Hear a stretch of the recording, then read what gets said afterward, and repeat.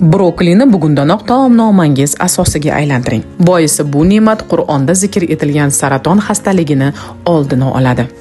Kontentni oxirigacha ko'ring, bu haqida yana gaplashamiz. Brokoli avvalo dunyo bo'yicha vitamin, mineral, kletchatka va antioksidantlarga boy superfoodlardan sanaladi. Keling sizga brokolining biz bilgan va bilmagan 8 foydasi haqida aytib beray.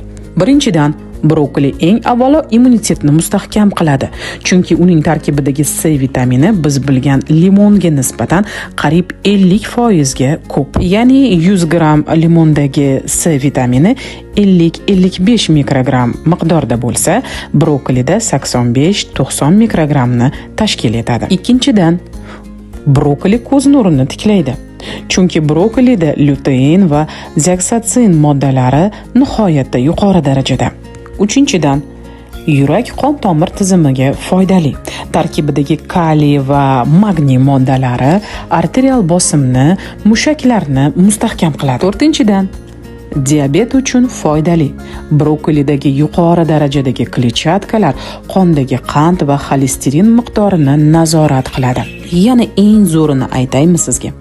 Brokolida metabolizmni tezlashtiruvchi vitaminlar mavjud.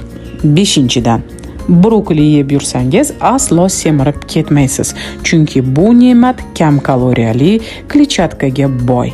Brokoli yegan odam o'zini uzoq vaqt to'q his etadi. Bu degani u bilan yegan taomlaringiz oson hazm bo'ladi. Shu o'rinda bu kontentni ozolmayotgan dugonangizga jo'natib qo'yishni unutmang. Aziz obunachiim, izohlarda 2 sonini yozib qoldiring va biz sizga reelslarimizning ertangi sonidayoq kontentning 2-qismini tayyorlab yuboramiz. Mehnatimizga like bosib, yaqinlarga ulashishni unutmang. Maslahatlarimiz tanangizga shifo, ibodatlarga quvvat bo'lsin.